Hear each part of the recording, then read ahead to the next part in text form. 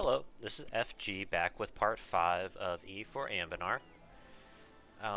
Today we're working through the end part of our mission tree. What are we up to? Yes, we probably need to attack Krathenor. As you may or may not remember, last time we got into a minor coalition. So yeah, that's a thing. I know something we can do is build spy network.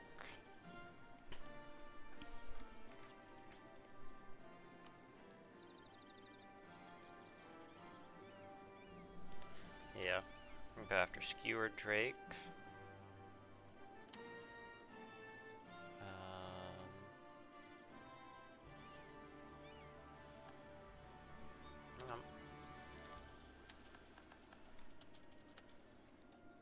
It's one army over here, one army over here.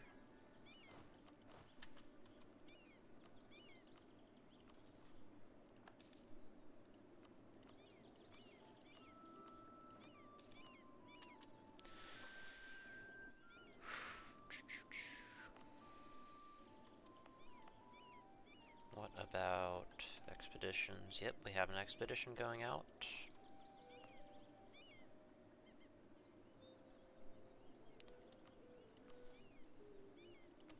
Courage development.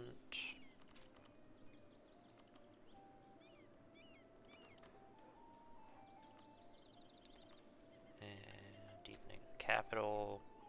Yeah, let's go.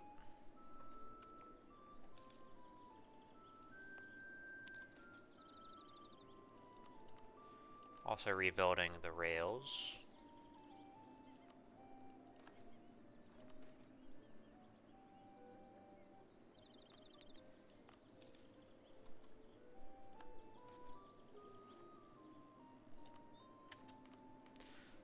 Okay, what can we do?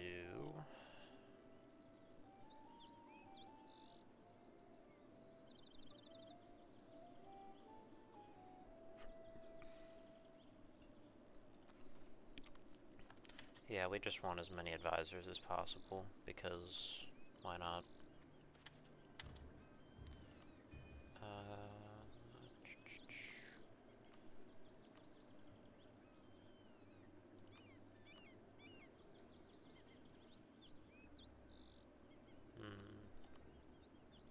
This will take siege ability. We're gonna take this whenever we go to war with Skewer Drake.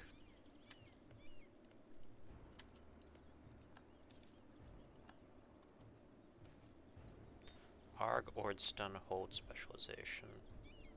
We're gonna go with more artisan infrastructure.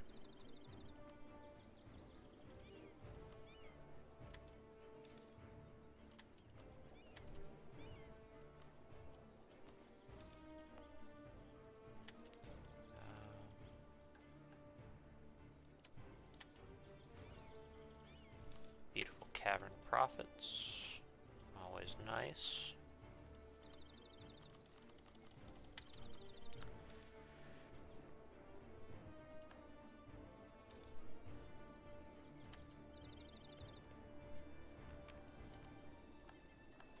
Okay.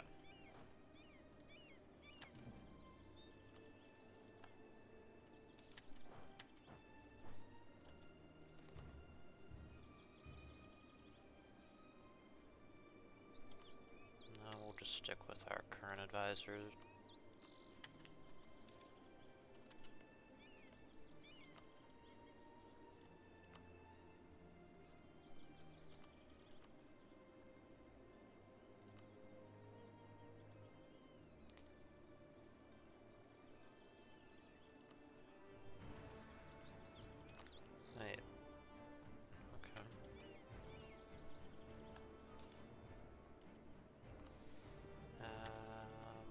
Declare war. I'm gonna call in Sarenvar.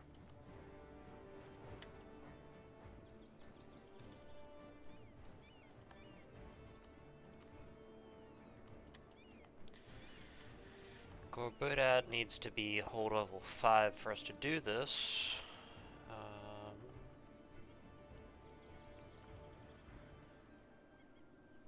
Mage's loyalty is 50 or greater. We can do patronage of the magical arts.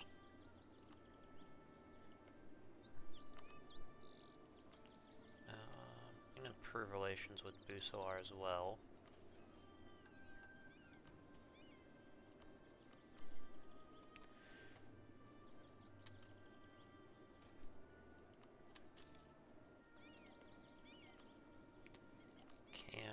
What else can we do to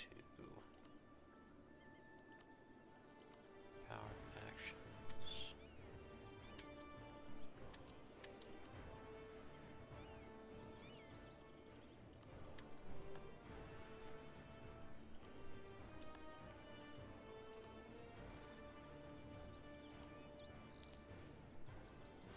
The recent establishment of a Gomo branch office in Akbar has allowed the gnomish scientists greater success in researching the mysteries of ancient knowledge than our scholars had in decades. The increasingly better treatment of gnomes and the opportunities afforded by the Library of Akbar have led to a further influx of gnome and Gomo influence. These gnomes have now petitioned us to allow the expansion of the Gomo branch office to a fully fledged Gomo research division based in Akbar. Such a division could allow us to harness more technological prowess than ever before, while refusing it would most likely lead to a strong decline in Gomo's scientific activity in Akbar, as the gnomes may shift to merely consulting the great library schools but bring their knowledge elsewhere. So yeah, that's just tech cost reduction.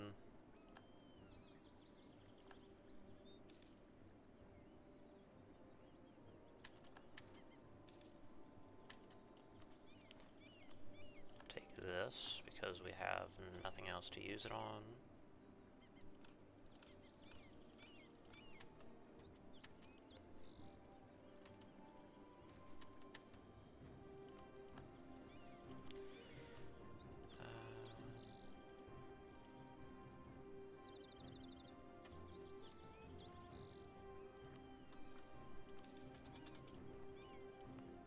I'll do that.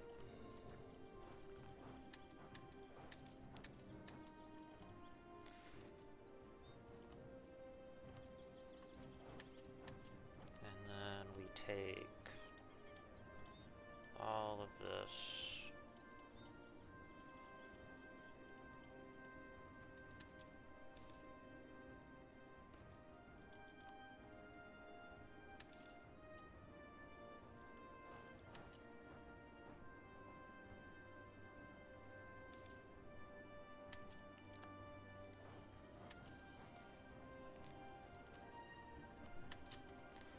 Okay.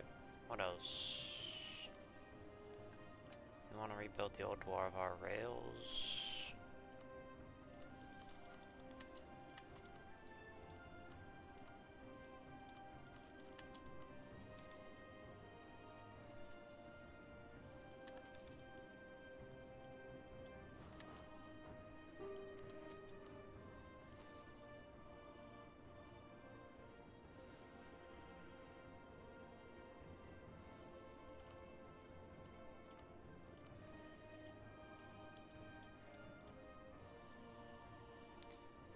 Okay, and we're going to take that.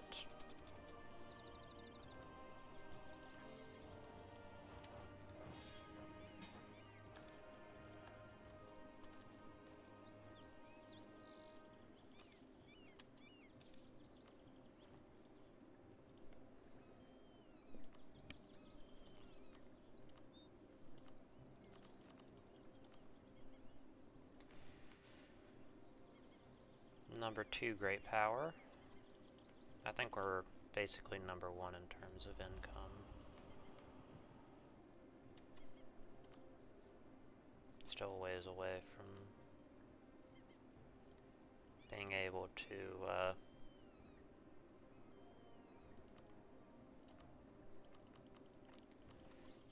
to claim economic hegemon. Sorry.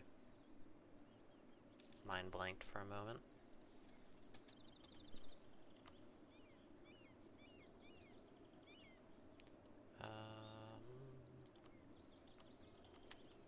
build a spy network.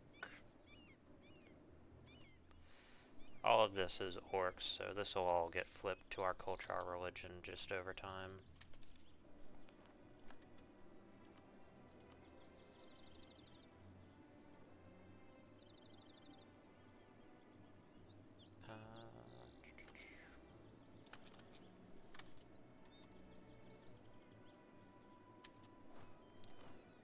Put this one on suppress rebels.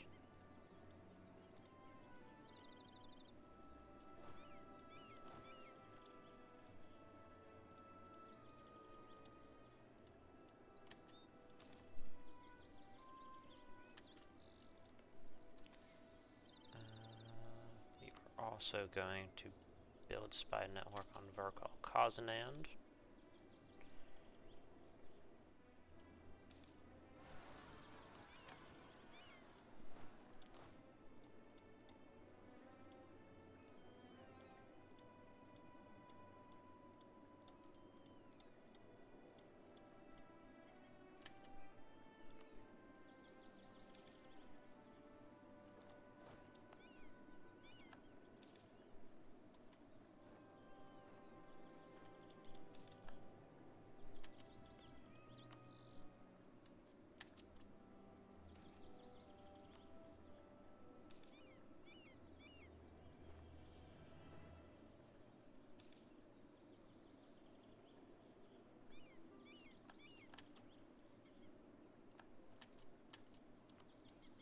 I think that gave me even more. Yeah.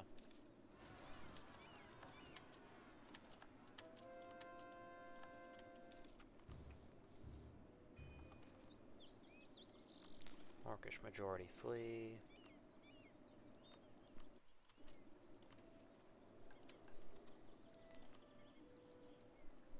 Okay, Serpent's Veil is all rebuilt. Or Serpent's Reach, sorry. It's all rebuilt. Now we're just building... well... rebuilding in other areas now, too.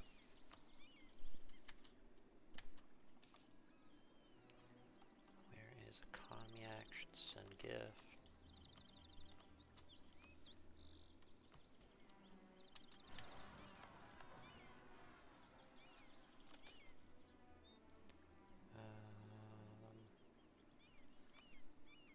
Do that.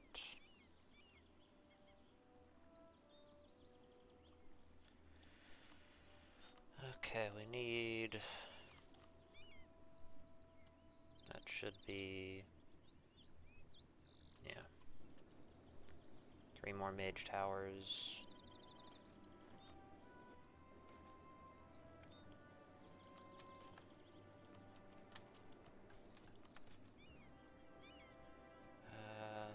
Mechanism.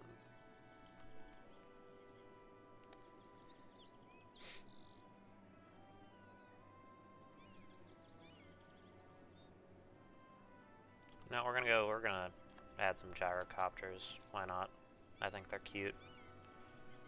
Bit of the old Warhammer reference.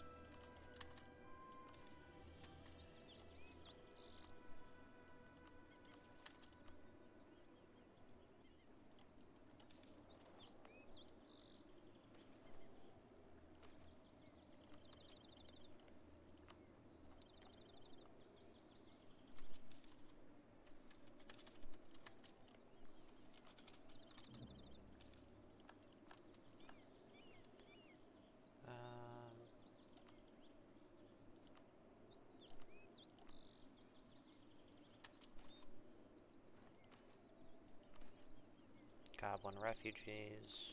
Yeah, we let the goblins in.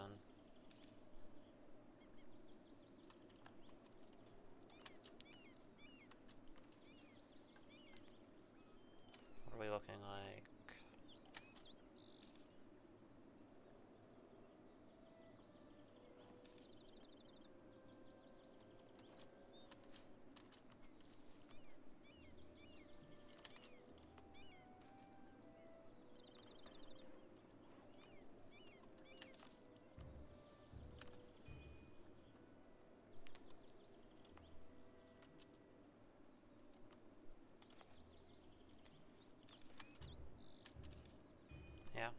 accept kobolds here.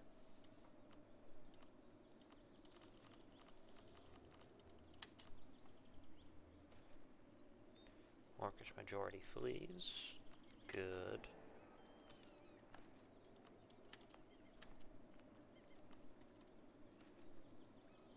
Wayland Dwarven.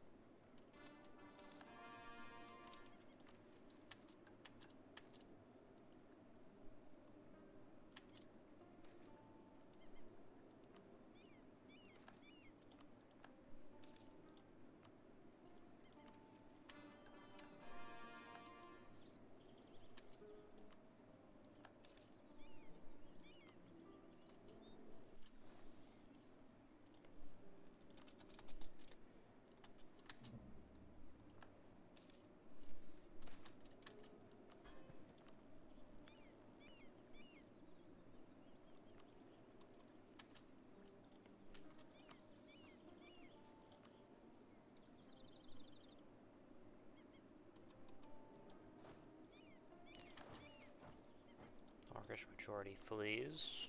That's good. Less orcs, the better.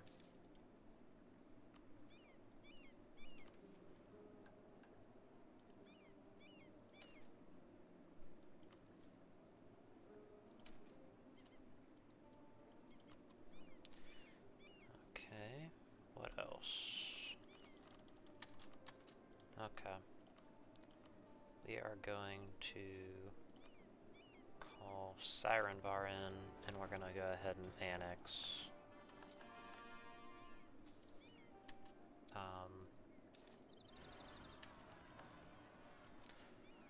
Sorry, my mind slipped. We're gonna annex Krathenor, because we should be able to annex Daltungar after that.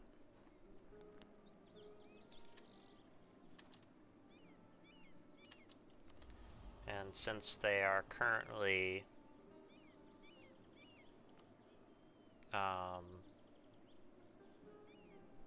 I'm actually going to take admin efficiency. Since they're currently disloyal anyway, they aren't providing us anything, so it's best to just go ahead and annex them.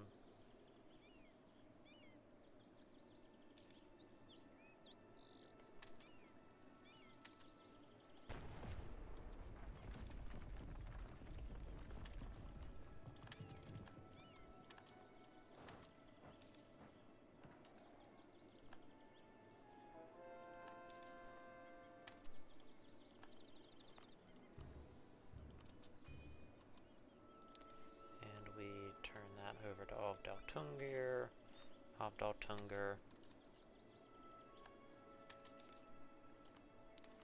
Daltungar.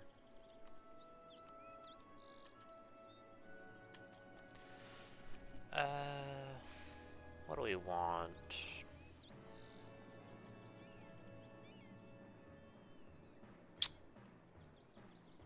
Could take economic. No, let's go with admin. Or, you know, we need better. Let's go with quality. Get some better troops. Orcish majority flees. Good.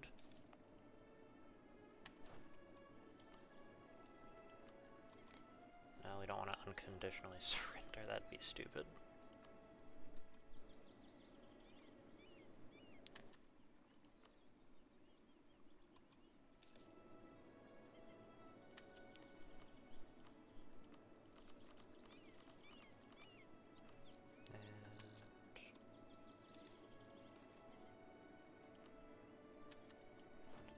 Gotta send these guys over.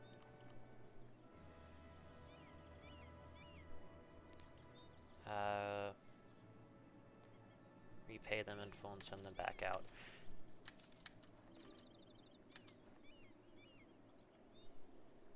Try to improve conditions. against the outreach. Rubyhold may be renowned today as one of the largest communities of surface dwarves in Canor, but some would say it is the reason why Dwarvar fell.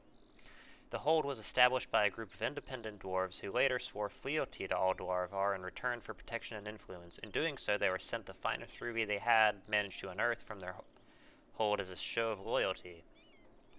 Impressed by both the existence of a hold so far west and a majestic gift, the High King had the Dwarf crown reforged and added what is now known as the ruby gem of the Dwarf crown to it. This act spurned many of the older and more renowned holds in the Dwarvar, and the resentment thus caused what would eventually lead to the War of the Bloody Gem, a fratricidal conflict that left all of Dwarvar severely weakened and unable to respond when the first Orcish warbands began to emerge from Holy Orchad. However, this gem has been lost for ages, until now. What was lost is now found, and one thing is certain, this fist-sized ruby shall make a fine addition to our vaults. Rebuild the Dwarvar rail, expedition menu.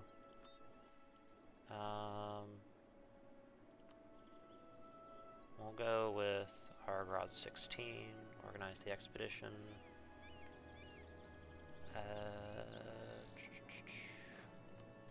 Okay, here they are. We're gonna build 1, 2 extra. And expedition party. Preparations. 30. 80. Raise morale.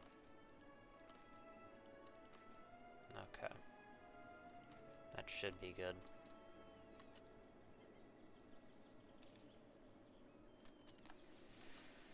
Okay, Krathenor can... Oh, sorry. Nathalier. Nope. There we go. Release nations. They can release Celiand. Null their alliance with the West. Transfer their trade power.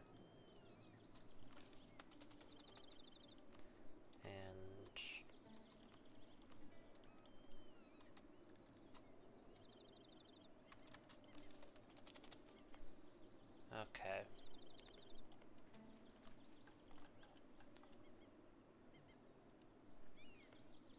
Okay, off Daltungar, we want to grant province. West End, grant province. Gem Isle. New trading policy. Since the day we bought Ovdaltungar, they have become more and more politically and economically integrated into our nation. While the port itself is a huge boon... Oh, that was... Sorry.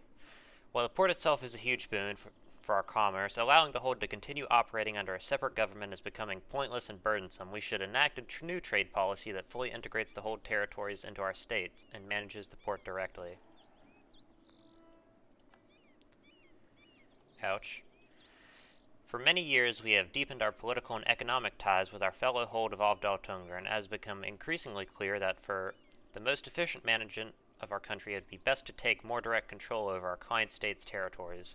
While some in Ovdaltungar have voiced complaint, they have been allayed with the reassurance that their essential role in shipbuilding and oceanic trade will continue to guarantee their prosperity and prominence. These are not just idle promises. Now that we are directly administrating our Bahari territories, we can focus our commercial efforts towards dominating trade in Bulwar and beyond. The goods and merchants of 1,000 surface countries will flow through Orghelovar, and they will arrive through Ovdaltungar, our greatest port. I'll go ahead and just core all of this. And this is already our core. Yeah. Yeah, it hurt. These are some of the highest dev provinces in the world, I suspect. Yeah, it's 20, like... These random mountain provinces and hill provinces are more developed in the majority of the world.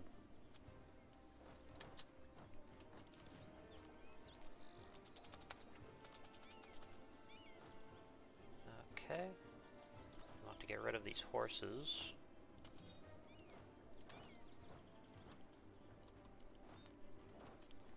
What is current combat width? 32.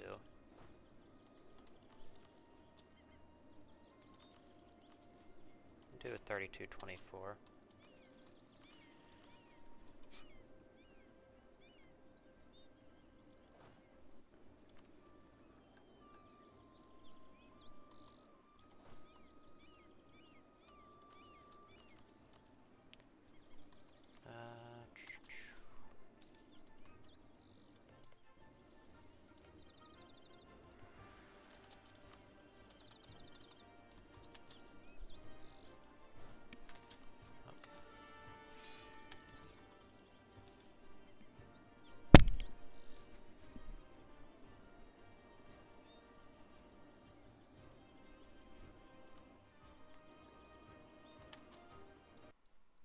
Tabbed out for a moment. I apologize for that.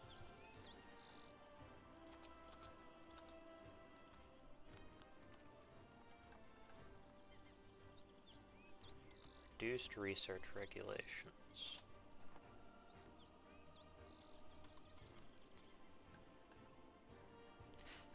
It is time to fix our own mess. While it may have originally served a practical purpose, it is now clear as glass that this damnable tax was proposed by greedy artificers. If we had acted earlier, we might have avoided further damage to our nation, but it is now too late. Even revoking the tax will not be enough. We must show our goodwill to the mages by reinvesting the tax revenue to buy their loyalty once again. Only then can this rebellion come to an end. We need a skill 3 spy master. A skill 3 court mage.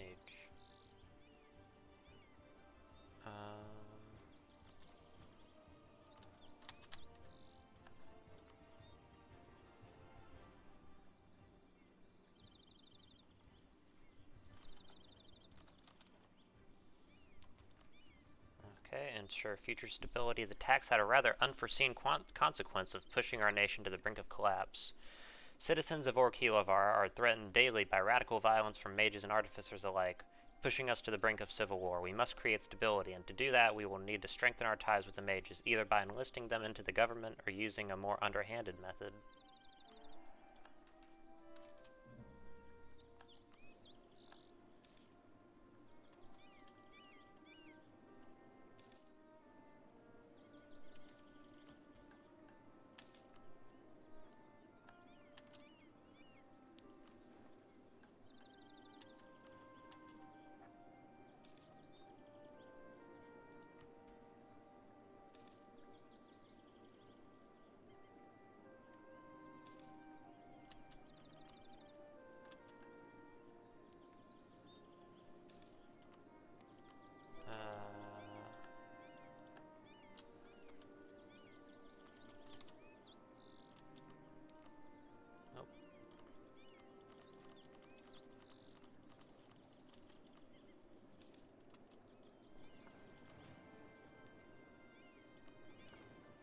Take these out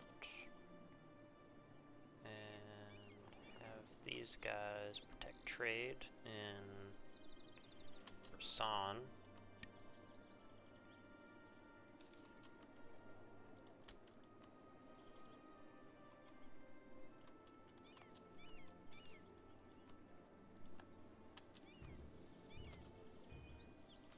Actually, let me convert Haraz.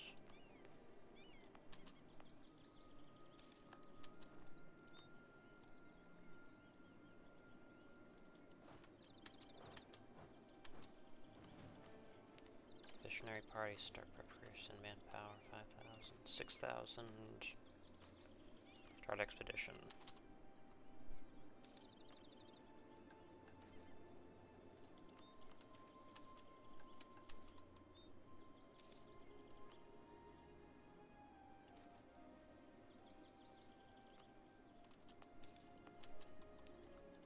Goblins are finally tolerated.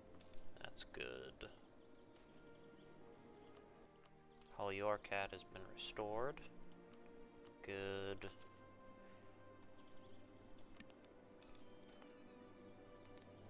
British majority flees. Oh, that's good. Holy Orcat is finally back to right, or is back to right culture.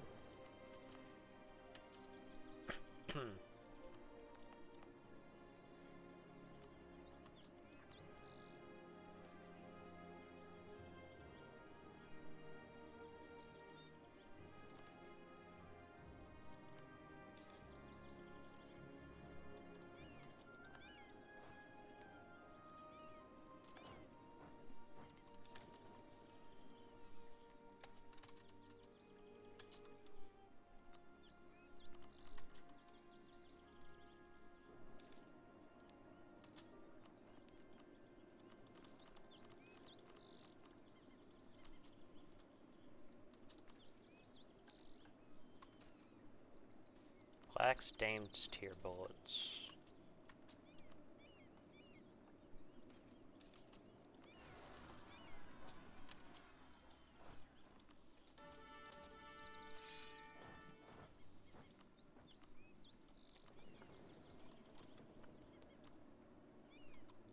Actually going to mothball these boys for right now.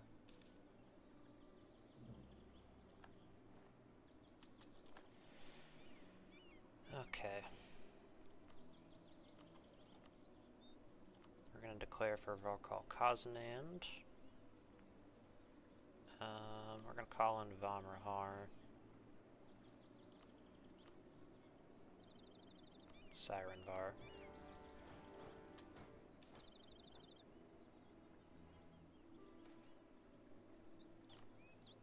Finally got rid of more orcs. Always good.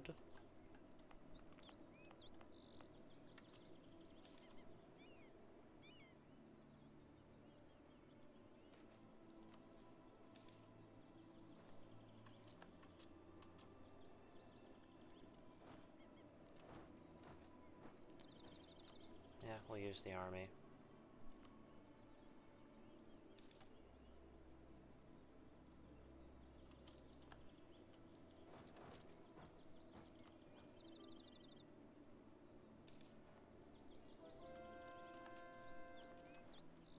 Want to convert Mithratum next. And we'll enforce religious unity to get that done quicker.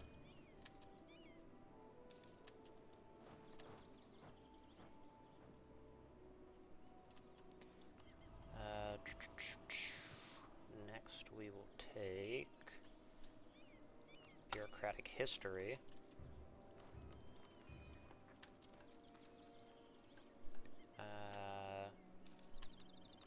There we go.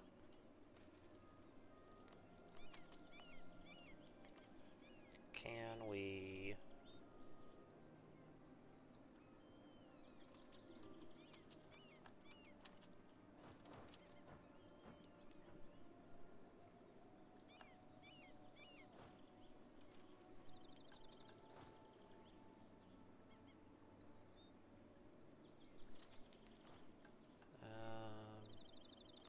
yeah, I'll take that.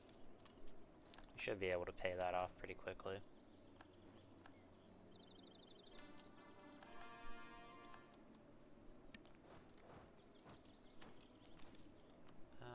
Can I take some stuff from business? Yeah, I can.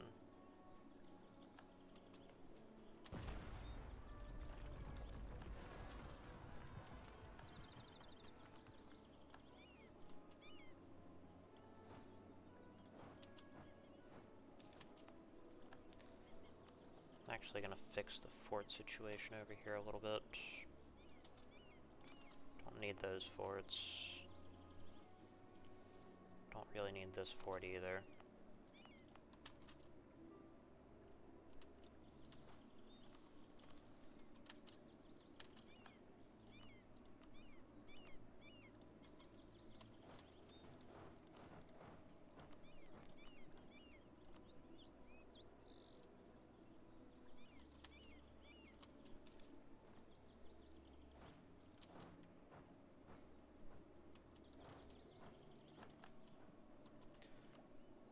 Okay.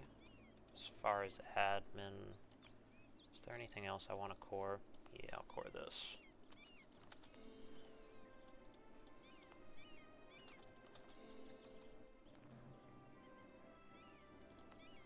Gotta core this as well.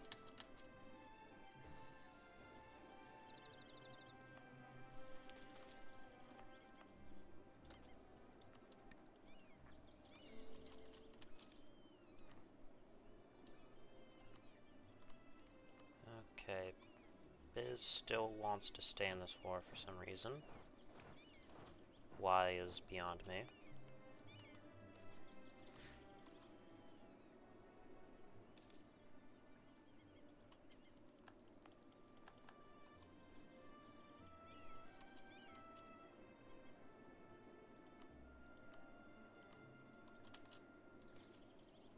We're gonna keep this guy.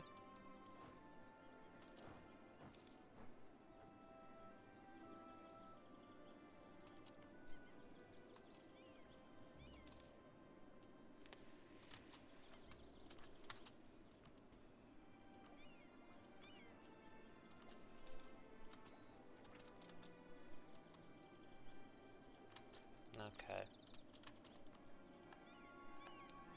Biz should... yeah, there they go.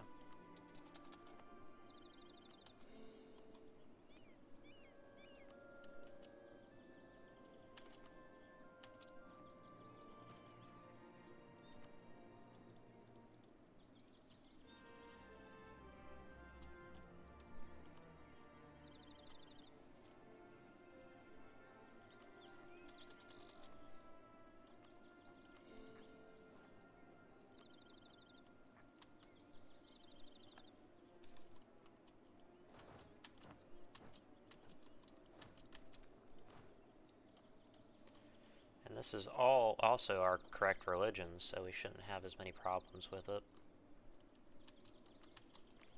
How many holds do we have at this point?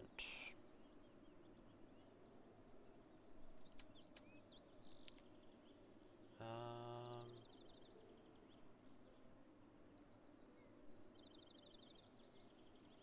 15. We're doing pretty well. I'm hoping to grab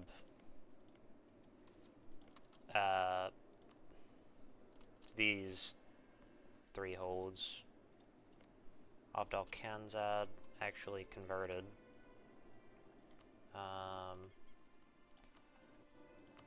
I'm really sad. I earlier, after one of the videos was done, I sort of observed around the nation, or observed around the world, and yeah, I would really love to make it over to this and be able to help Hull get their Hull Krakazol get their cores back.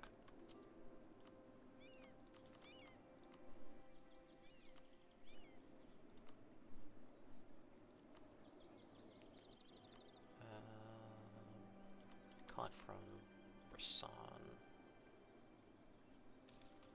Yeah.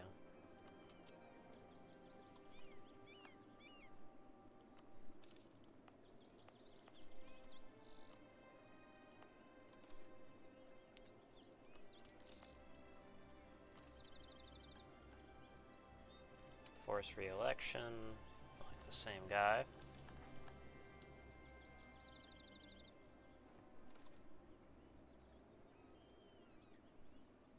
Yeah, we want the admin.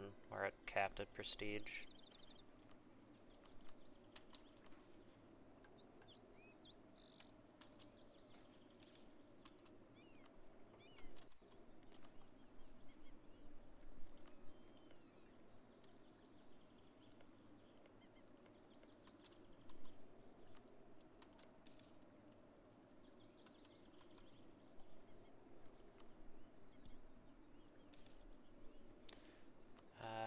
More manufacturers probably is a good idea. Celebrate a festival. That was terrible.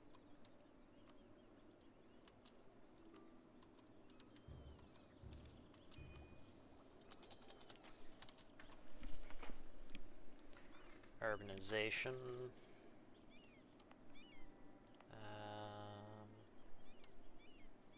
Goes more production.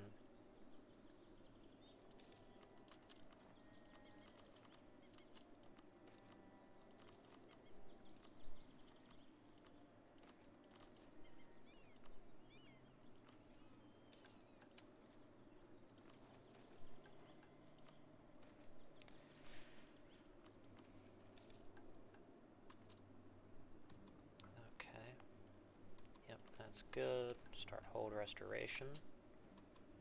Good.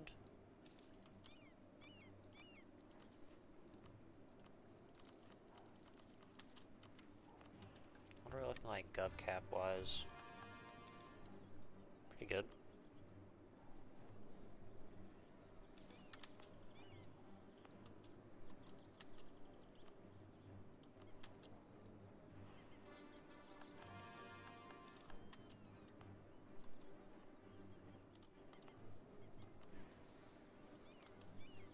Actually in a trade company this.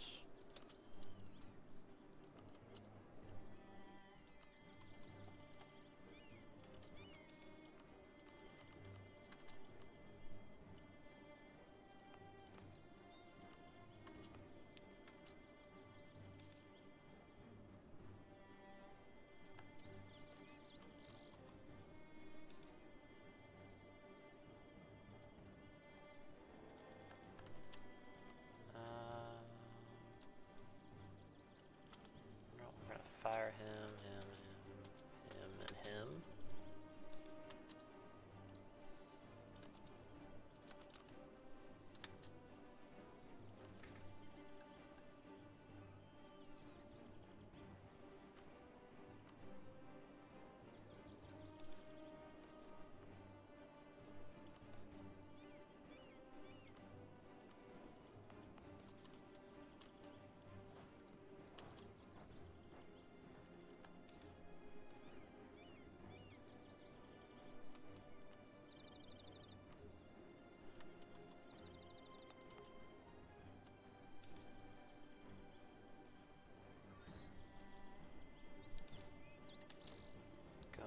To rebuild Orghelovar rails, start hold restoration.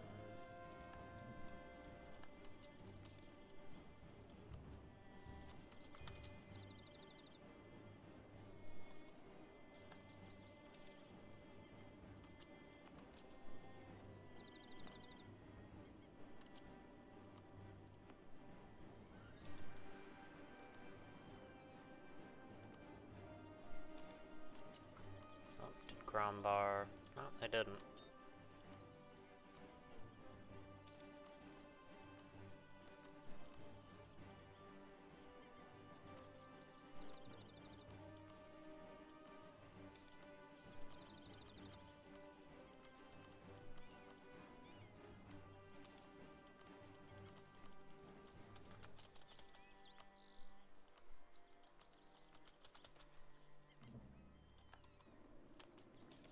Hey, look, it's the Obsidian Legion. Who are at war with Grombar. That's hilarious. You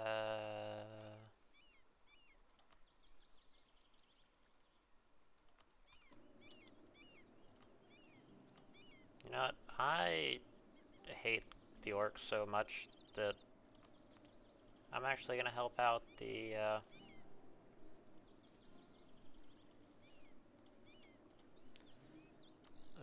Obsidian Dwarves. That should be very few.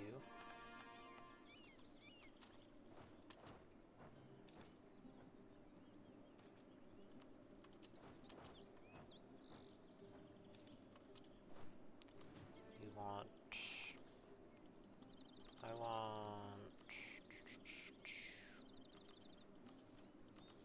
12 cannons and 14 infantry.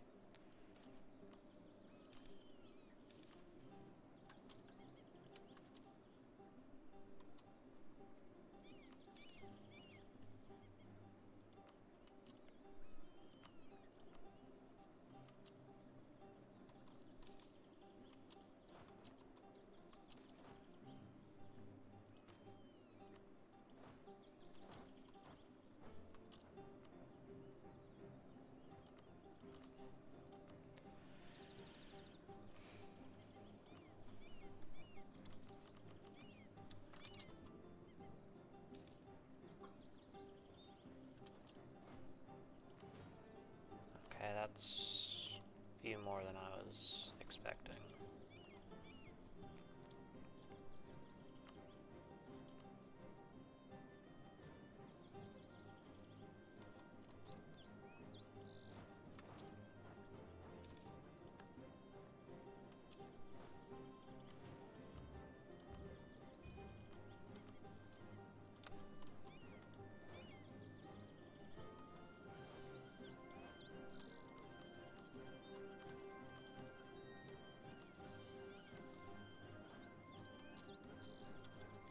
I'm actually going to build up to force limit.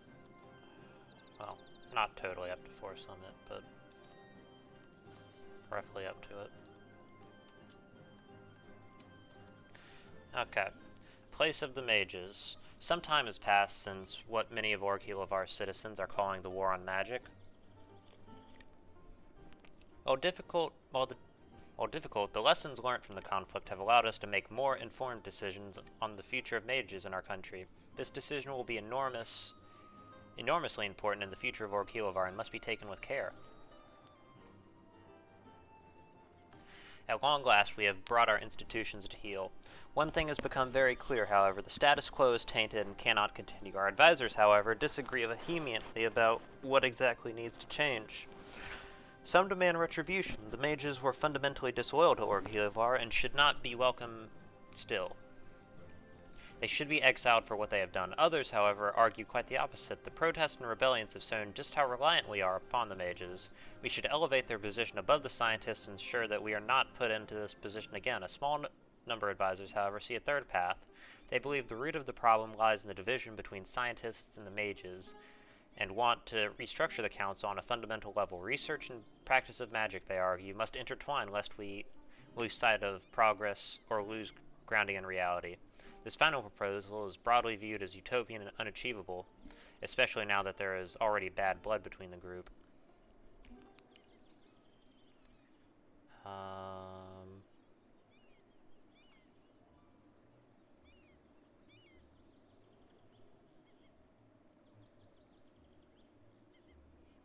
We are going to exile the mages.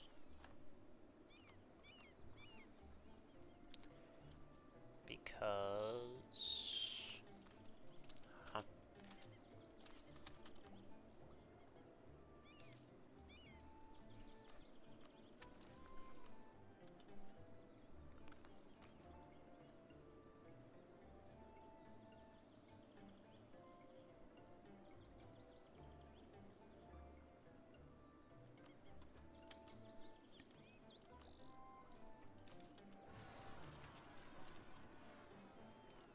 some more orcs purged.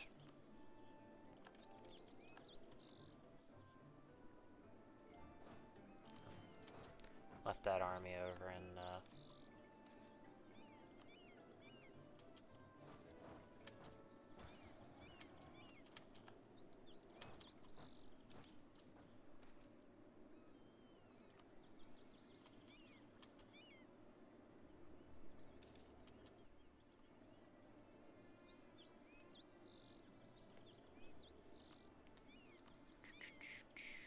economy actions, give subsidies.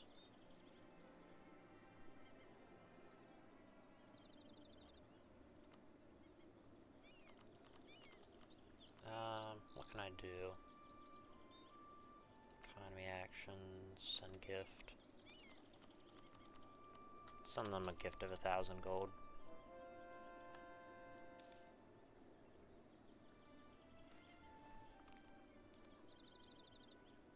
Study what our ancestors did best.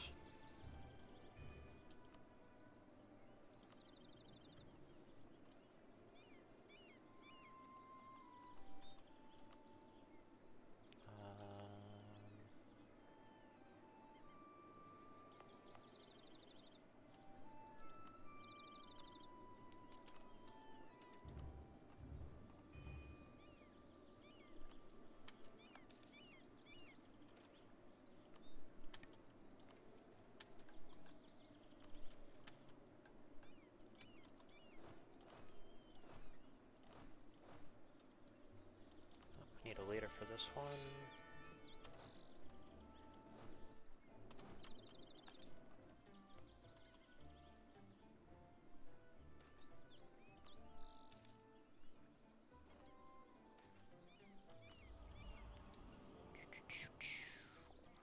we want...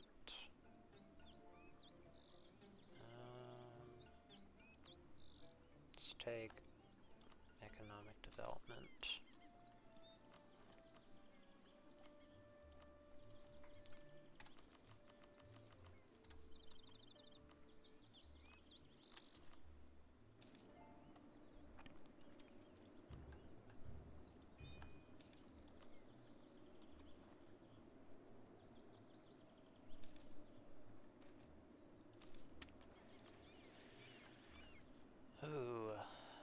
Lay the groundwork. Finally, we're seeing progress at the Orghelovar Research Institute, and the facilities for smaller project and offices for dedicated researchers have been completed. However, there are, as of yet, no larger laboratories or workshops suitable for a more ambitious project. A larger investment now would allow us to construct more facilities than we immediately need, including dedicated wings for specialized research areas, but having too much space is far preferable to having too little.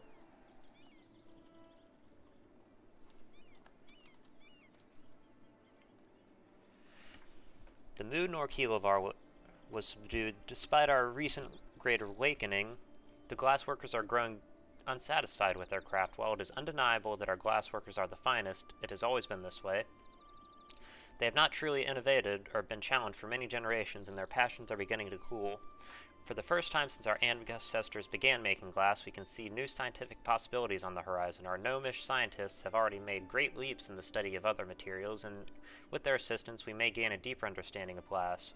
We must gather our greatest glass workers and our finest minds to search for new ideas. With one spark we could revitalize the whole industry forever. We need a level 5 trader.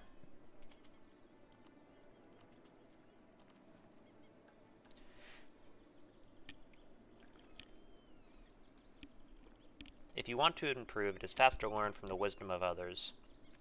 We want to improve our own glass making, but we have reached the limits of what we can achieve with the existing knowledge and talents of our own resident glass makers. If we are to discover the full potential of glass, we must look abroad and hire advisors of international renown. During a meeting with our most prominent Orghelovarian glass traders, a radical research idea was proposed. What about examining glass from outside the serpent spine? Many in Orghelovar decry glassworkers from other nations as backwards and misguided, but for these reasons we have never bothered to ask how they do it. Early reports from a trader loyal to us within Bowari glass manufacturing suggest their proprietary methods are quite different to ours, and the methods used in Canor produce vast quantities of glass are completely opaque to us. For this it is clear that to truly become the masters of glass we must incorporate all discoveries into glass making, no matter how primitive the glass workers of the outside world are. Their techniques are still alien to us. Researching these may be the spark our glassworkers need to truly perfect their glass.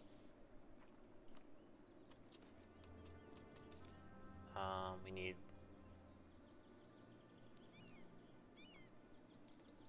we'll take the money. Need 3 allies. Send them back out. Majority.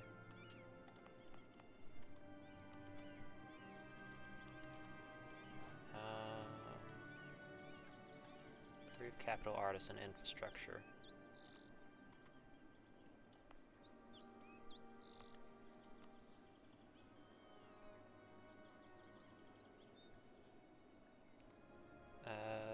That'll be done in 50 years.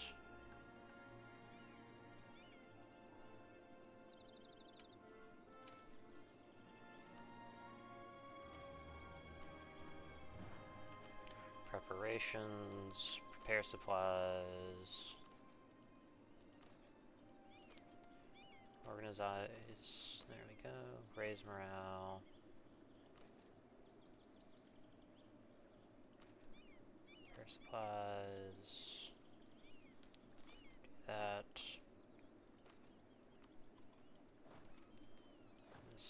these guys come over here.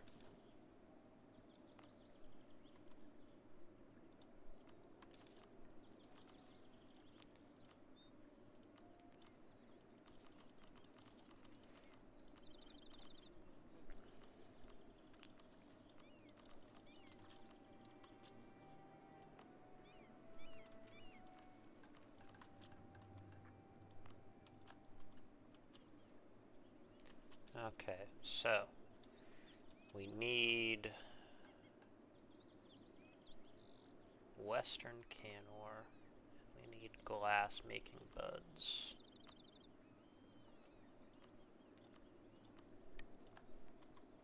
Okay, that's one.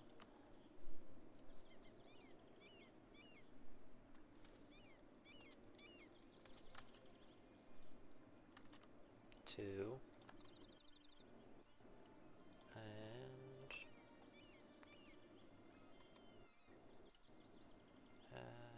Moonhaven. And we want to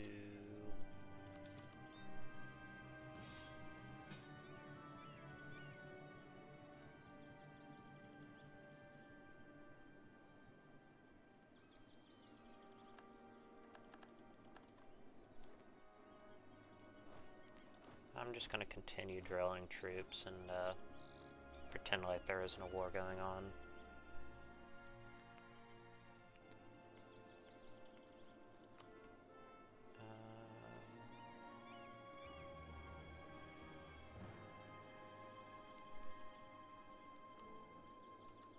Okay.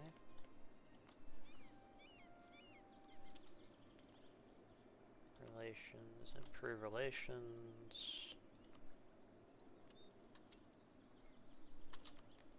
Improve relations.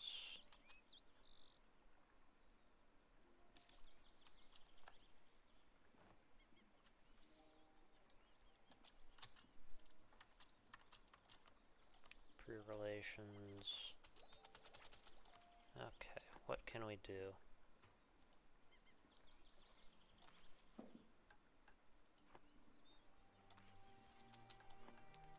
This instead.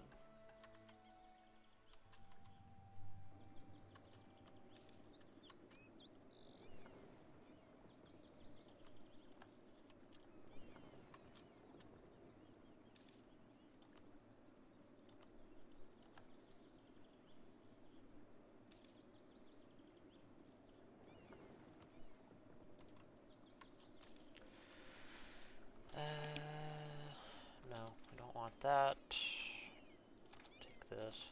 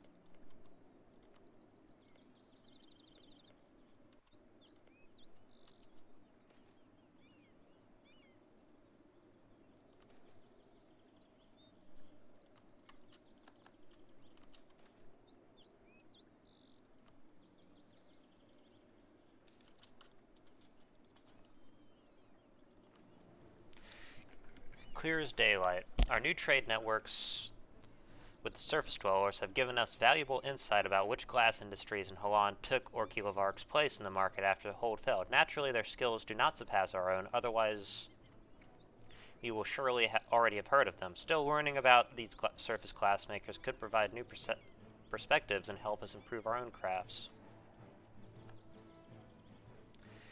Our information gathering has borne fruit. From the myriad proprietary techniques of Holland's glassworkers, we have identified two distinct underlying methods. We have tentatively named these the Bulwarian and Kenorian methods, after the location of the glassworks using them. These methods are the secret to the unique nature of each region's glass, and by analyzing these, we may glean results from the many years of experimentation their workers have benefited from. However, such an endeavor will doubtlessly take yet more time, and many variations of these methods are used by glassworkers of variable skill, producing glass of greatly varying quality even within each region. These extant techniques must be analyzed and the merit of each determined so we may combine them all to produce the perfect product. We will begin with the Bulwari. Not only are their glassworks closer in proximity to our own, but we have much stronger relations with them than the Canorians. Furthermore, as the Bulwari were first to learn of glassmaking from our ancestor, their glassmaking should be most similar to ours, though of course incomparable in quality. Okay.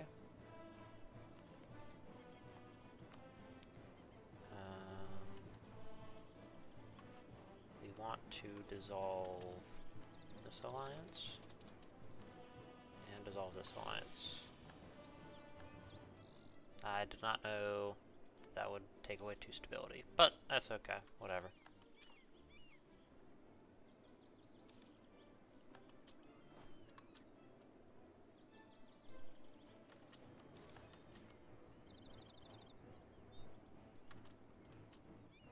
There's 1, 2, 3, 4.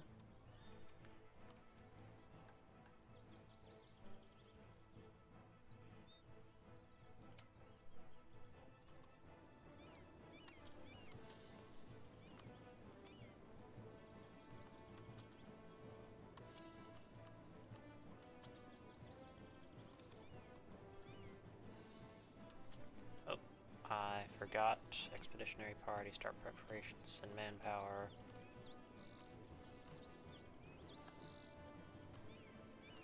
Start expedition.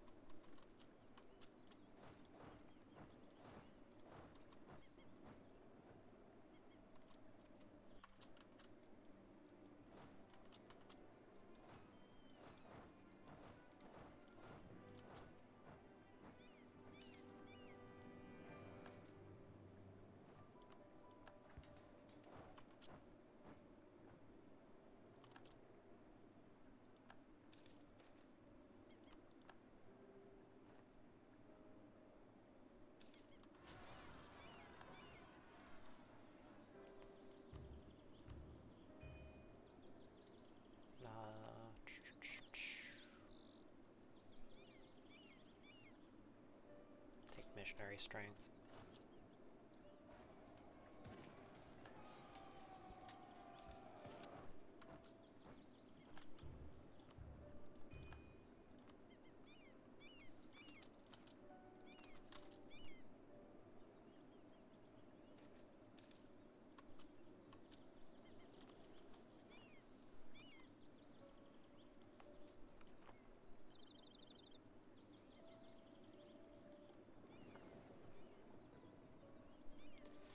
It seems our prejudice against other glassworker may have some merit. The glass produced by the Bulwari method cannot hold a candle to ours, even when the method is performed by our own superior craftsmen. Their methods are simply too clumsy and wasteful, born of an abundance of resources and a near monopoly they enjoyed after our hold was first ravaged. However, within them we can see the designs of our ancestors shining through, and though their methods have been diluted by many generations of Bulwari craftsmen, their glassmaking still bears some resemblance to ours. They have clearly not forgotten our assistance in the past, and it is no coincidence that their finest glassworkers are those closest to Shaz and Diz here. Though we may have gleaned new insight into glass, we can now more clearly picture how our ancestors once worked. But to venerate them properly, we must ensure that their methods are carried out flawlessly. To this end, we will assist the Bulwari glassmakers once more so they may create glass our ancestors can be satisfied with. Perhaps we will find better fortune in studying the Canorian method. We will need to make preparations to send a small contingent of glassworkers to Canor, as we have had little luck convincing them to come to us.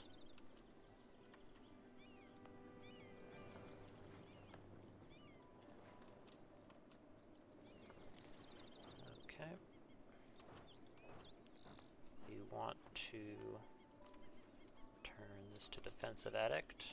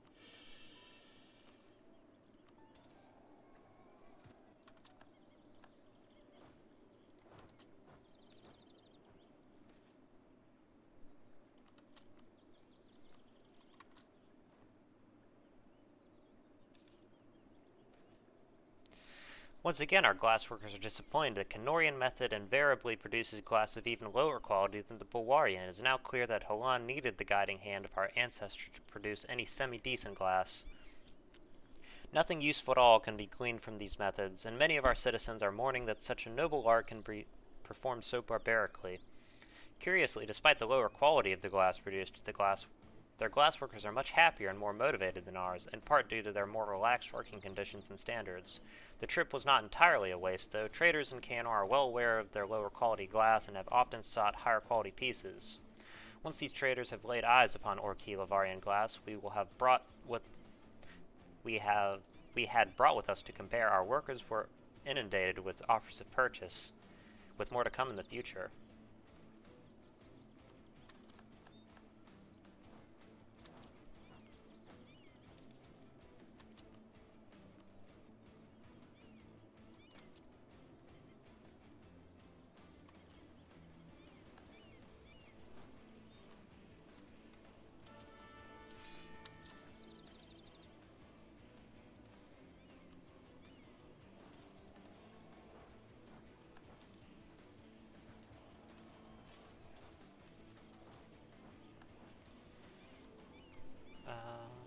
Let me just check military on equality, more enemies.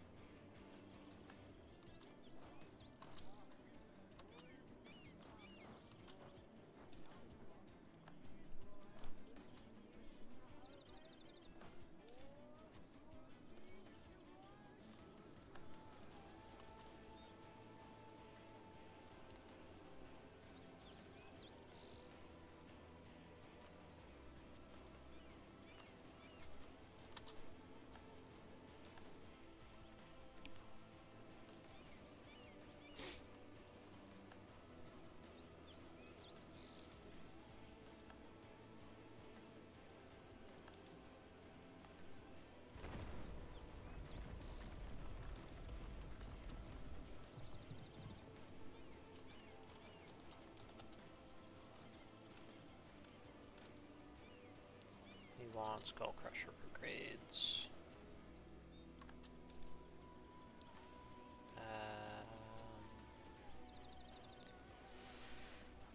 Our investigators have come together to summarize the results of our research into Halan's other glassmakers. As expected, we found no improvements or insights that will directly benefit us, as our artisans are simply too practiced in the craft. However, we did learn more about what makes their glasswork so prosperous, despite their inferior craftsmanship. The Bulwari emphasis on knowledge sharing and learning between craftsmen were particularly receptive to both ours and our ancestors' assistance with glassmaking. The attitude is sorely needed within our nation, as our glassworks have since long broken down into conglomerates. Rather than our finest glassworkers working with each other and our less talented, they compete and vie with each other for prestige and wealth. This appears to be an affliction mostly limited to our Dwarven artisans, as our gnomish scientists are quite fanatical about cataloging and sharing it knowledge, already produce a compendium of our finest inventions. If this fervor could be channeled into glassmaking and our own artisans could be swept into it, perhaps we could foster more cooperation within Orghelovar.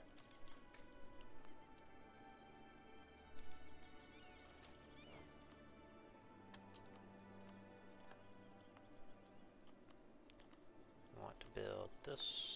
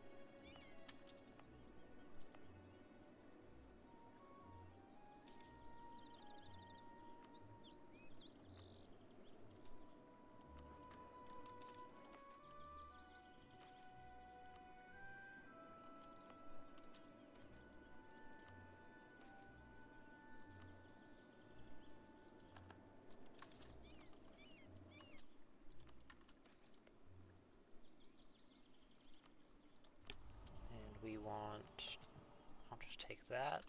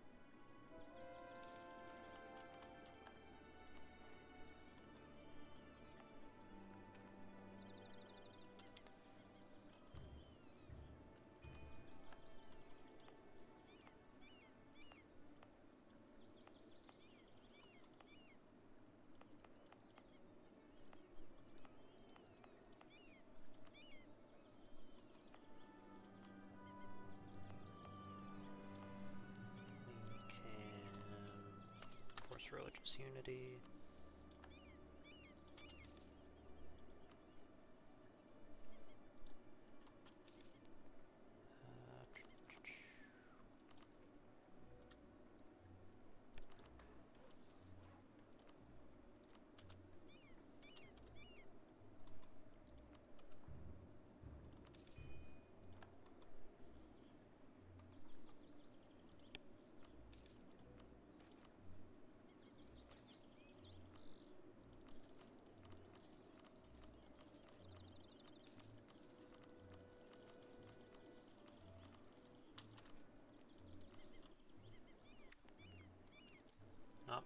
Looks like they managed to actually beat the Obsidian Dwarves. That's sad.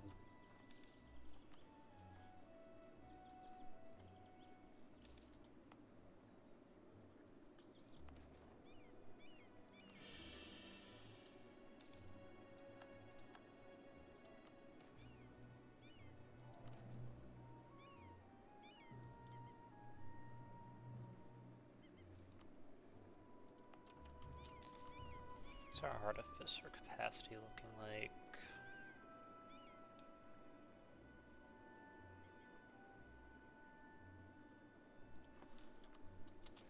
Oh. Forgot to run them.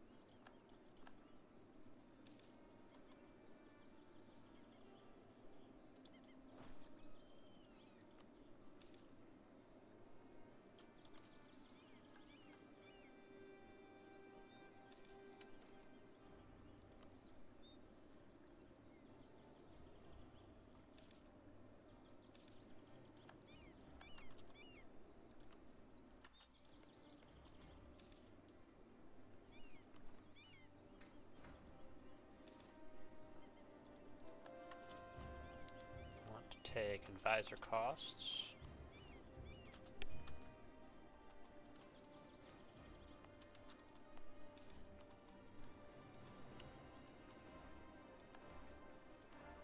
Going deeper.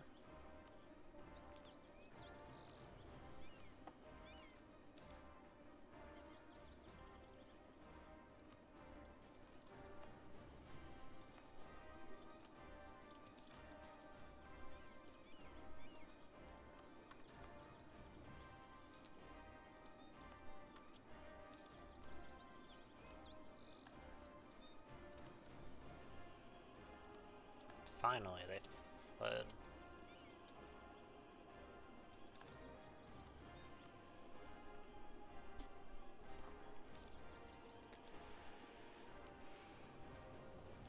Heated debates. Yeah. Take the money.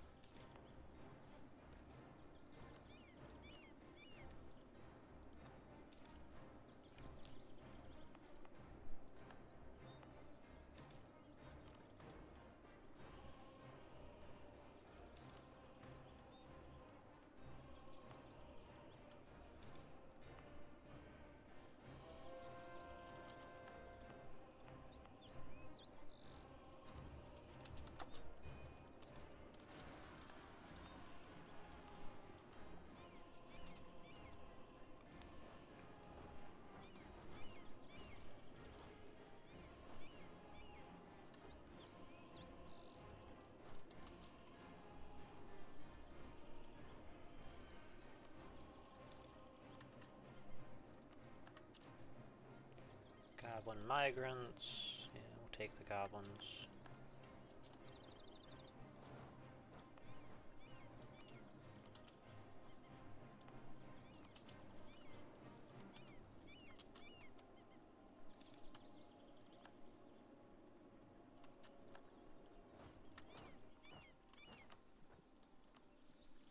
Grombar. Kuran Uleg.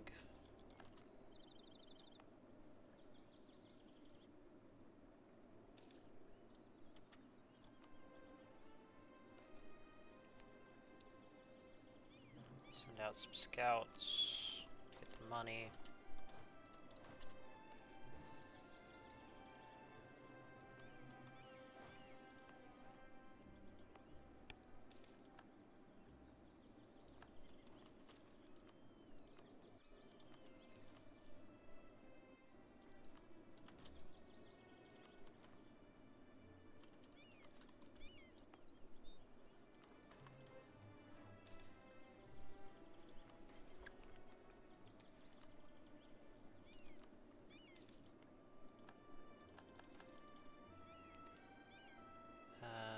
Gold is a sign of nobility.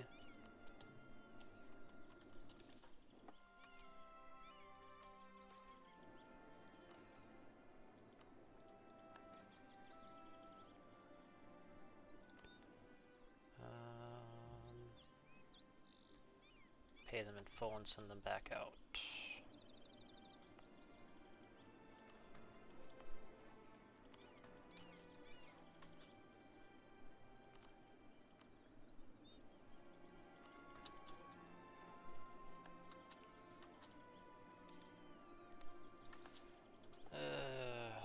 I am really running out of things to spend all this cash on.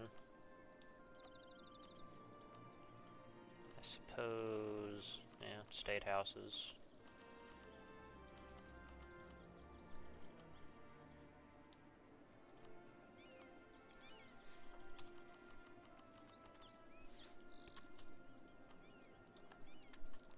Also, trade companies. I can build trade company buildings.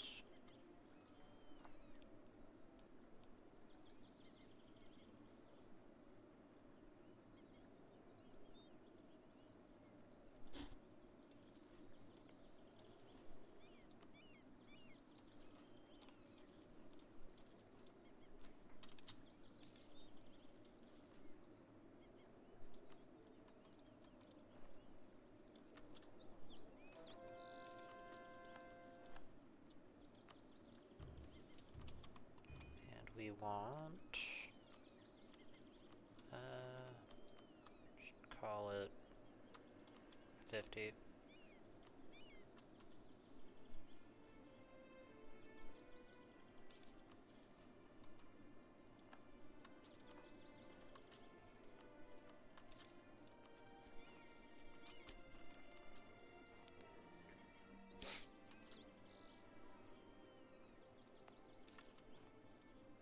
Level 6, level 6.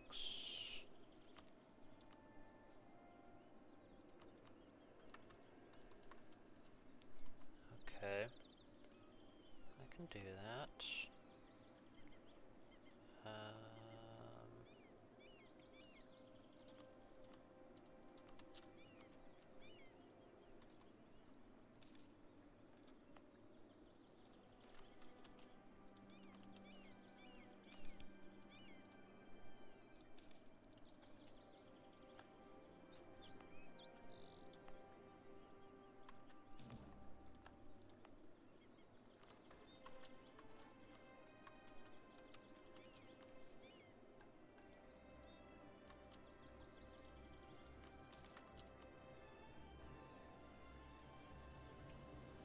Natural scientist. Analysis of glass. Ask anyone in Holan and they will tell you what glass is. It's transparent, it's fragile, and if you pay a little extra, it can come in different colors. However, we should not limit ourselves to this perspective. Our own research has shown that this material has a wealth of untapped potential. Our scientists, under the guidance of the Enlightened Ten, must re-examine the very nature of glass from the first principles, and use this understanding as the bedrock for all future research. Under the guidance of the Enlightened Ten, Alachi Stomvale was granted a sizable sum and some of our best gnomish scientists to make use of all our recent scientific breakthroughs and discovery of exactly what glass is. Today she has presented her findings to the Council. She has discovered that there is much more variation in glass than we thought. Although most glass is made of the same primary material, silica, there is a great variation in the structure and of even visually similar glass. There's also many impurities in the glass we produce, even though pieces we thought to be near perfect. She also studied a range of naturally occurring glass and discovered other similarities, claiming that even volcanic obsidian glass shares some properties with ordinary glass. With this research, she has made several breakthroughs that will directly affect how we produce glass. In her study of silica, she determined that different types of sand will produce different glass. Many artisans believe that any sand could be used to produce identical glass with varying effort, and thus no provisions were made to standardize what sand is used in our glassworks. Upon analyzing sand from Bahar and from the Dame's Head, she discovered that though both are comprised mostly of silica, they each have different levels of impurities that cannot be removed by simply sifting and filtering. These are the cause of much of the variation between regional glass. She also identified some inexpensive materials which can be added while heating to remove many of these impurities, as well as some that improve other qualities like tensile strength or corrosion resistance. With this revelation, we can produce better specialized glass for different uses. No longer will we have to use the same method to produce glass for a window and glass for a heating flask. Alice G. Stomvanville also examined the process used in our glasswork with her new knowledge in the structure of glass. Ordinarily, glassworkers lay molten glass to cool on great sheets of solid iron. Glass cooled this way is often uneven and always blemishes on the side touching the iron, and so must be polished after the cooling is complete, wasting both time and material. On the suggestion of a gnomish scientist with experience in metallurgy, Alice G. Stomvanville devised a new method where molten glass floats upon a bed of molten metal to cool. If the metal chosen is one that will not mix with molten glass, such as tin, then the glass formed will be perfectly smooth and unblemished without any polishing. She also has drawn up a set of quality assurance tests to perform on our glass. These tests are extensive, going beyond the simple hammer and eye method of our ancestors. In particular, she has devised an ingenious use of polarized light, which will display colored streak in any glass with remaining impurities. These tests will ensure our glass is of sufficient quality, but also allow us to quantify exactly what properties our glass has to better market it to our customers.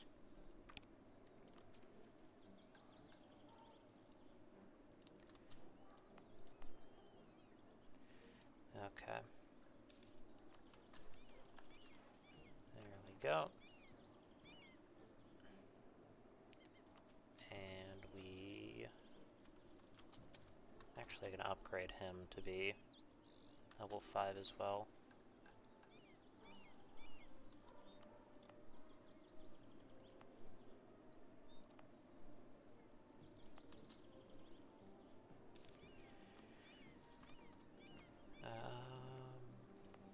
Am I looking for encourage development?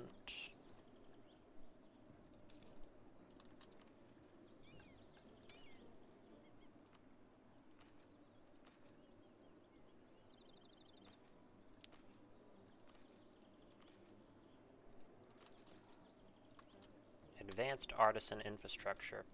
We have finally finished improving our advanced artisan infrastructure in Orghelovar. Marble roads flank both sides by magnificent workshops and studio of all trades and all sizes. Transportation systems ferry around any resource imaginable around the hold, from wheelbarrows to mithril to air tubes, carefully moving the most precious jewels to make sure no crafter is left wanting for tools or materials.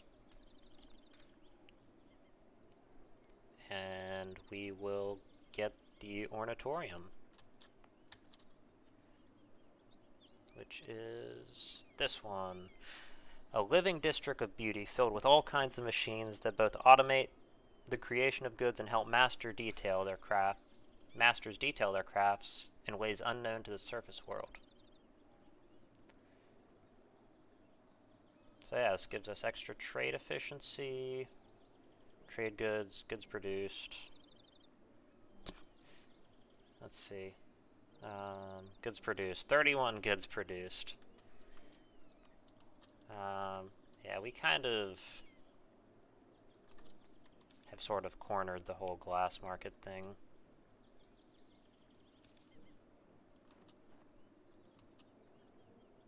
Built a university here. Construction time, all power cost.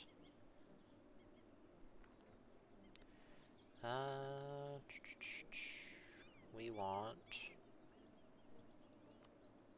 this.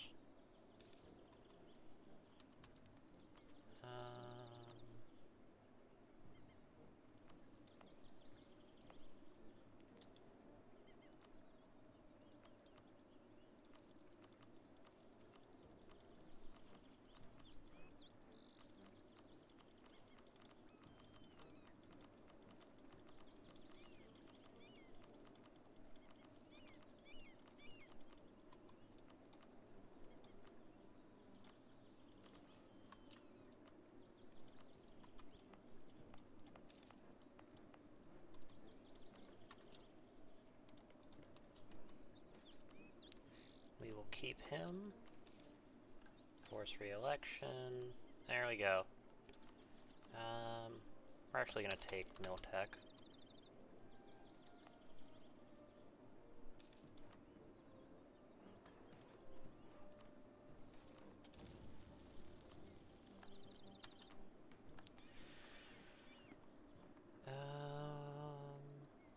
Guiding principles of administration.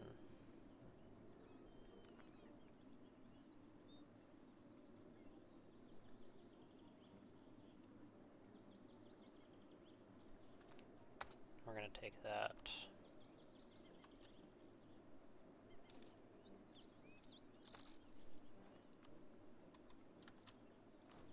Soul cannons.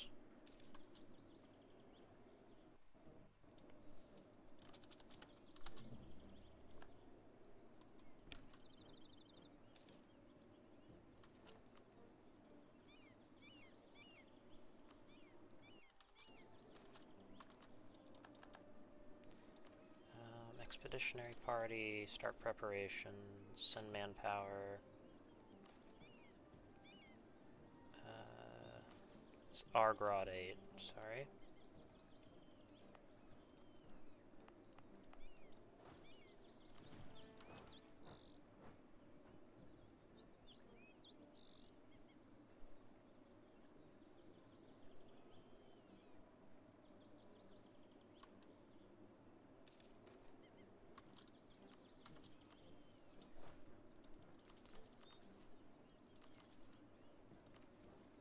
Expeditionary party, start preparations.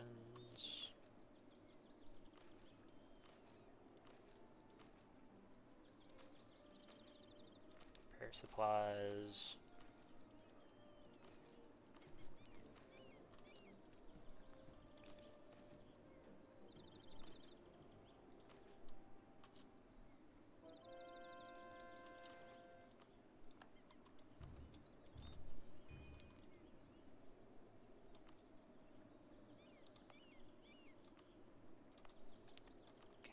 Take that off.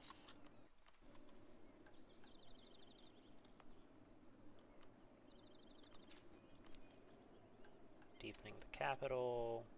Yeah, let's go. What level are we at this point? Only level 7.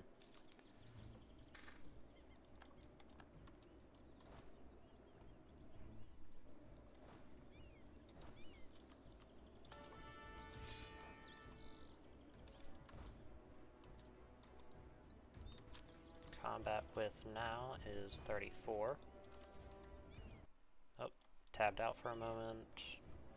34. 34.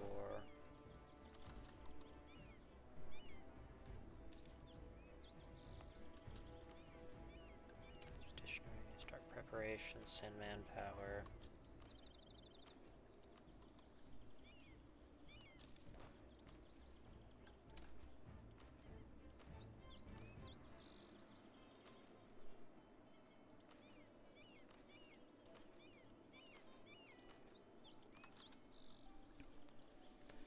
Okay. Doing another wonder exploration.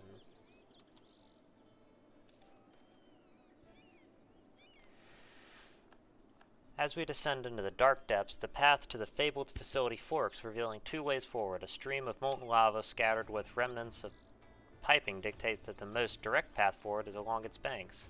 Yet the older and wiser among the adventuring band caution the captain to choose the safer and longer path alongside the ravine's ridge, which is a narrow path to be seen.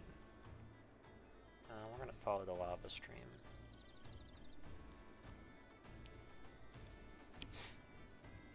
And protect trade in Bahar.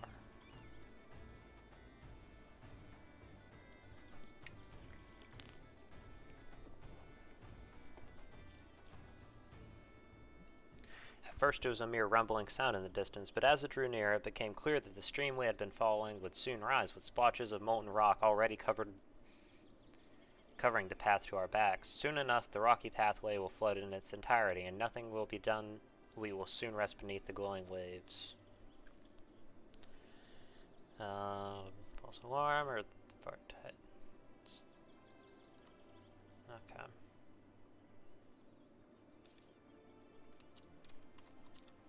SAR.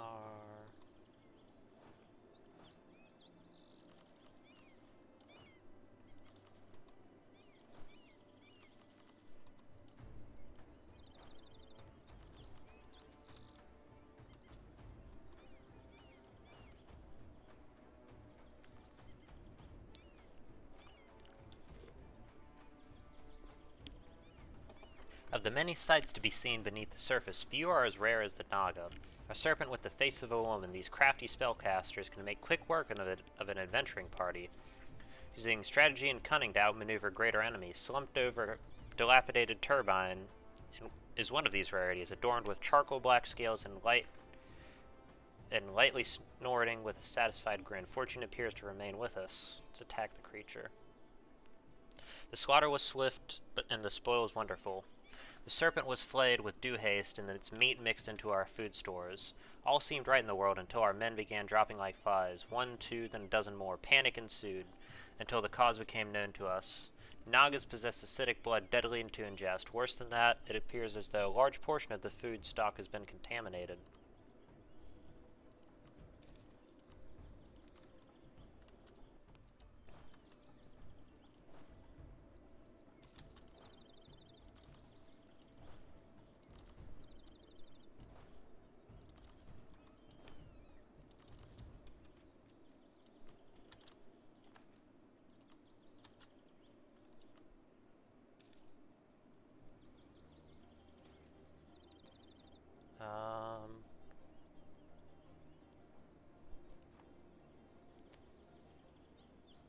Bone-chilling laughter echoes throughout the cavern as a battle formation is assumed, the enemy circling overhead.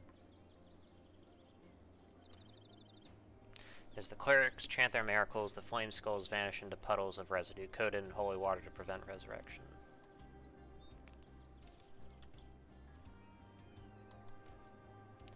Colossal lava fall. An astronomical waterfall of pure lava crashing into a molten lake of over 200 meters below. Such a sight would typically invoke a sense of awe, which is certainly present within our ranks. But this awe quickly turns into dread as the expedition realized that the destination lay at the bottom of this drop with no side paths to take. Oh, fuck it, let's go for that. It is a rare thing to see genuine smiles and laughter following the unfathomable danger, yet as the expedition reached the shores of lava, cheers and celebrations erupted. This merriment was not born out of hysteria of relief, but rather excitement. And wow, I was expecting that to fail.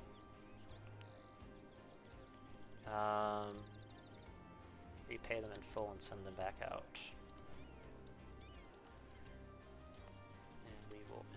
That.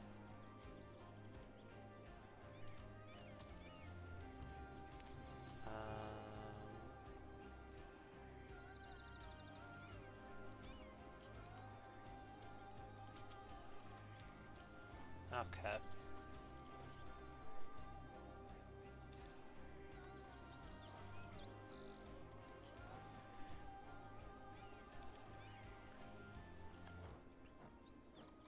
It's time to begin the reconquest.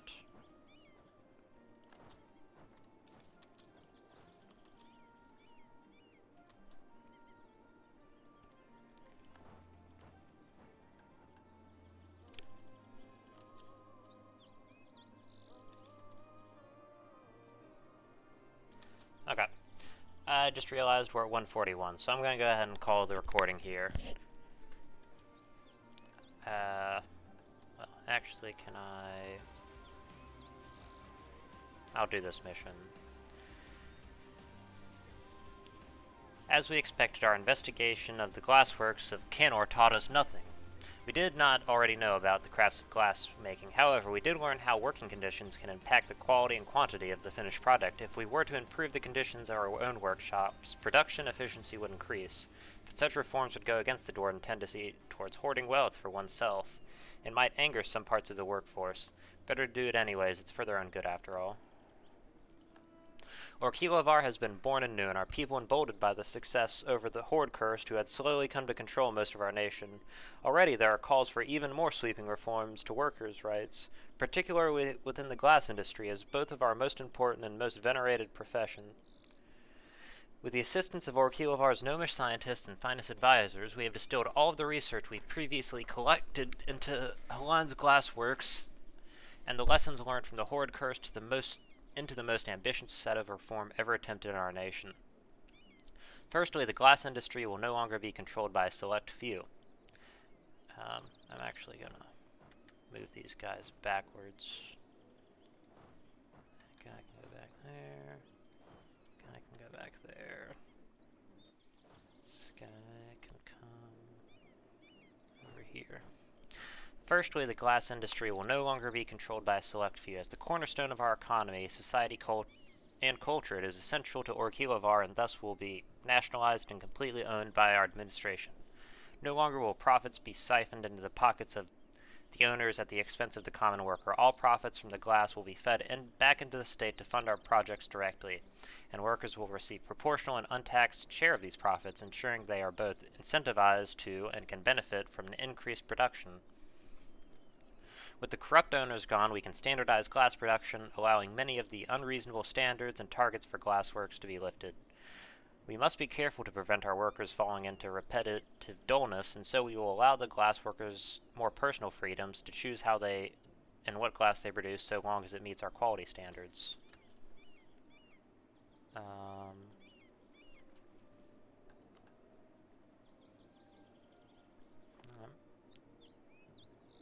We will take that.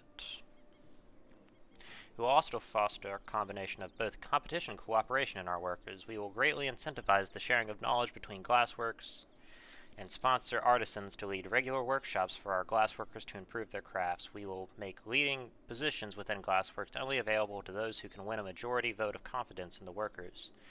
This will both improve cohesion in the glassworks and foster healthy competitive competition between individual workers, which will drive them to produce glass of yet greater quality. As expected, these proposals are vehemently opposed by those they aim to deprive of power, a small but extremely influential cabal of top-class work owners and traders who our people have dubbed glass lords. Despite the reforms instituted in Orghelovar to crush monopolies and remove corruption, many of them maintain most of their power and influence by utilizing their position as leaders in our foremost industry. As is common within the upper circles of dwarfkind, they are motivated only by greed and abhor change in any form. Already we have seen threats of both economic and violence in nature. As a response, and we have moved forward with these reforms, and they will only grow bolder. Many within our nation feel that the armed rebellion is an inevitability, and that the only question is when they will make their move. Our citizens have already seen the destructive efforts of infighting and tire of conflict between our brethren. Thus we must prepare to swiftly crush any such attempt by the glass lords to maintain the stability of our nation. Okay.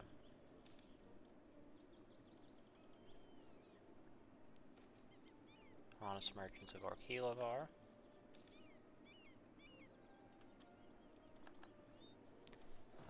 This guy can stay up here.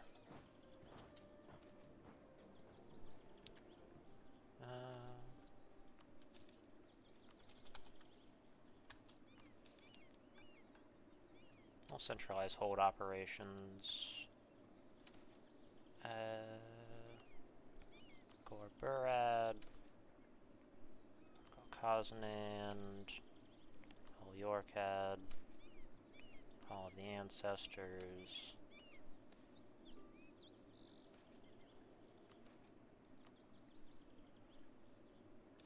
Mithratum.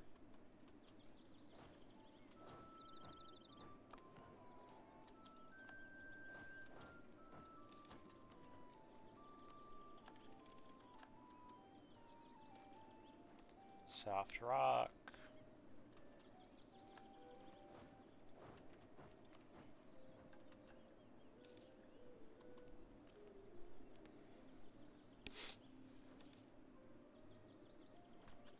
Okay.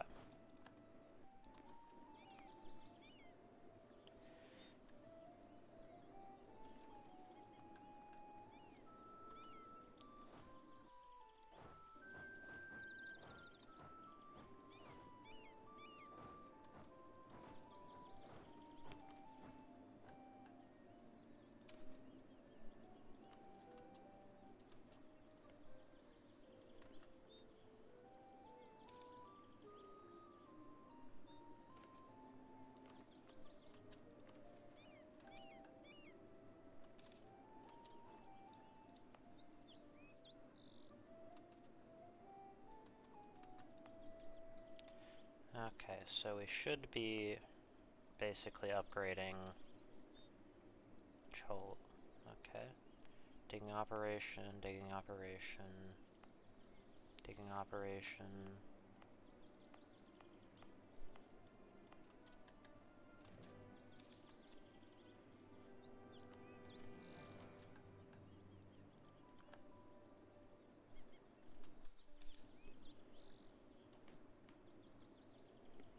How far away from that are we? We're not too far.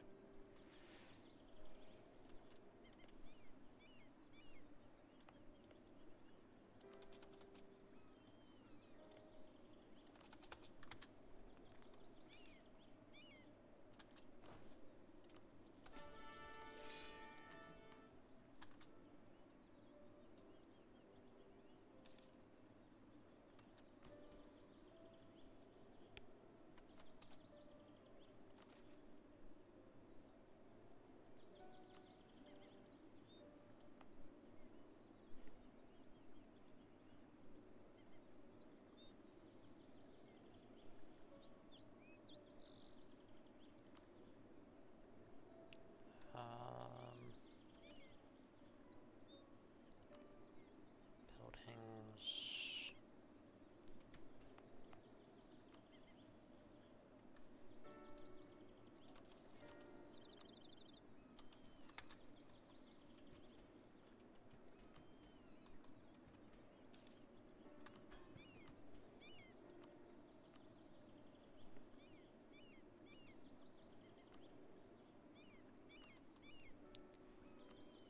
It's 1, 2, 3, 4.